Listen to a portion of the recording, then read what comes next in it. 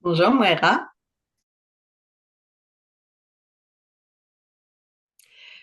Alors, en quelques mots, je suis Florence, je suis maman de deux grandes filles et puis je suis ingénieure, j'ai un executive MBA également. Et puis je m'intéresse au développement personnel depuis à peu près 4 ans. Donc je t'ai connue, Moira, via mon école Ericsson. Et puis j'ai continué à cheminer petit à petit pour trouver vraiment ce qui m'attirait le plus, qui j'avais envie d'aider. Et aujourd'hui, j'ai vraiment envie que les gens apprennent à s'écouter, qu'ils soient plus ouverts d'esprit, qu'ils soient motivés, qu'ils soient contents d'aller au travail aussi. Et voilà.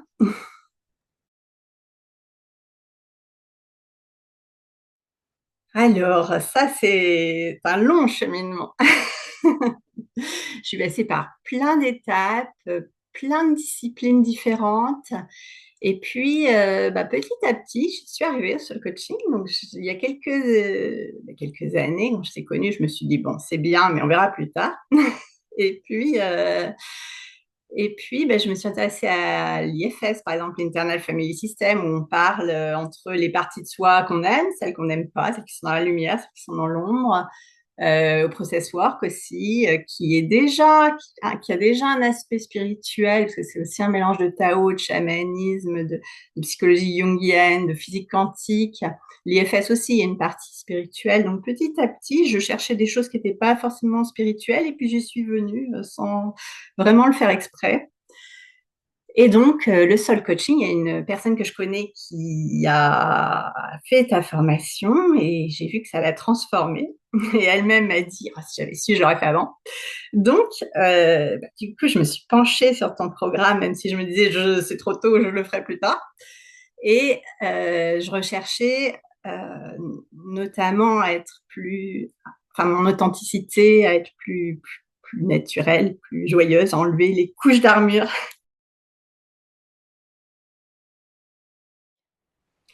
Alors aujourd'hui, je suis au clair sur les personnes que j'ai envie d'aider, donc notamment des personnes démotivées ou des personnes innovantes qui ne sont pas forcément écoutées, entendues, qui ne sont pas bien. Donc elles viennent souvent par des billets de coaching standard et puis petit à petit, elles se rendent compte qu'elles ont besoin de se connaître en profondeur. Et pour se connaître en profondeur, le soul coaching, c'est un bon outil et à la fois c'est magique. Donc avec les personnes qui sont prêtes, je leur propose. Et puis on peut faire des voyages de l'âme, des choses, voilà, ou utiliser d'autres outils qui leur permettent de s'ouvrir un petit peu plus à qui elles sont vraiment, à leur moi profond.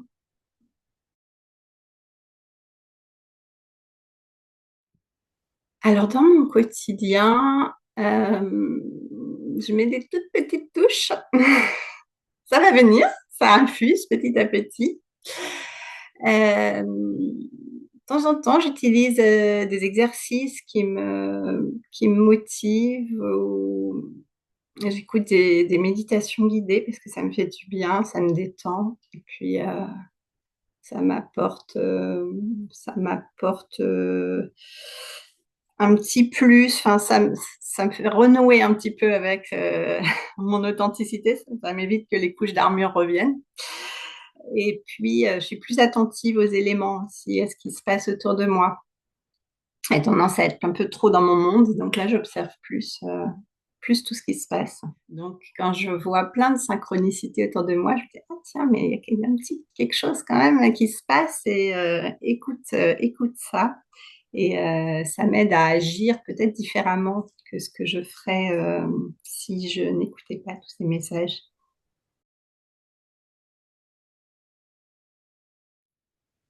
Hmm. Ça, c'est une bonne question. Mon super pouvoir de soul coaching. Euh, je suis pas encore complètement sûre, pour être honnête. Euh, mais je dirais